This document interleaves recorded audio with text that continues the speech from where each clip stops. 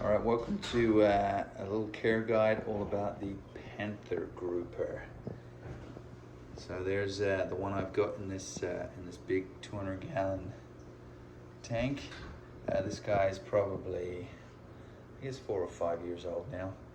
I've probably had him at least 3 of those. Picked him up when he was tiny, really small at the store, and then this is what happened. So this guy's huge now. He's probably, I would say, kind of 14 inches, maybe even a touch bigger. They get even bigger than this, of course. They can get up to, I believe, 3 feet long. Was the number I saw banded around. The coloration darkens slightly. They're a little whiter when you first pick them up, but they stay fairly similar.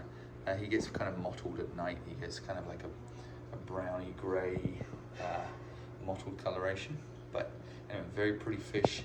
One thing that's good with these guys is they have a slightly smaller mouth than most of the groupers. So there's this buddy down there, the miniatus grouper, at least in proportion to the body size. So I found with this guy, he's less likely to threaten tank mates. They're still obviously a very aggressive fish and will eat anything that fits in their mouth. But yeah, not as many things fit in their mouth because it's just a slightly different size. In terms of what they eat, they'll eat pretty much any kind of meaty food that gets dropped in. So he eats silver sides as his favorite, but he'll eat, squid, mussels, shrimp, clams, anything that gets kind of dropped in. And he's usually the first to feed.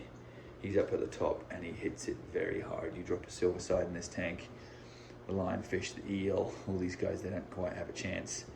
It's always him that hits it first.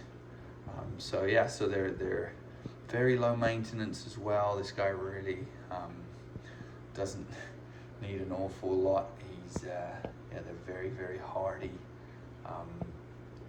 Reasonably decent water quality, I think, and they're good. At feeding time, they kind of come out like this. They also come out at night. You see them roaming around the tank. During the day, they just kind of sit off at the side or under a rock, and come out once in a while when you approach the tank. Lots of personality. These guys are pretty interactive. There he goes. So they're a cool fish. I really like having him. He's the biggest guy in my tank. He's probably going to even outgrow this one at some point. So you definitely need a very large tank if you're going to keep these guys, and you'll be shocked at how quickly they grow. Like they that cute little fish you see in the tank at the store is going to grow extremely quickly. So unless you've got a large tank, avoid. Anyhow, that's what they are. Like I say, great fish. They get along well with all these kind of tank mates, other relatively tough fish, damsels, triggers, fox faces, big tangs, eels, all that stuff is good. Big angels, they're perfect. Just don't put them in with the small guys because they will eat them.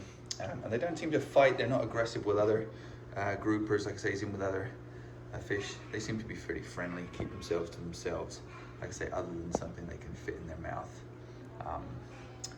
Yeah, so that is the guide. Hope you liked it. The Panther grouper, everybody. Very cool fish. Thanks.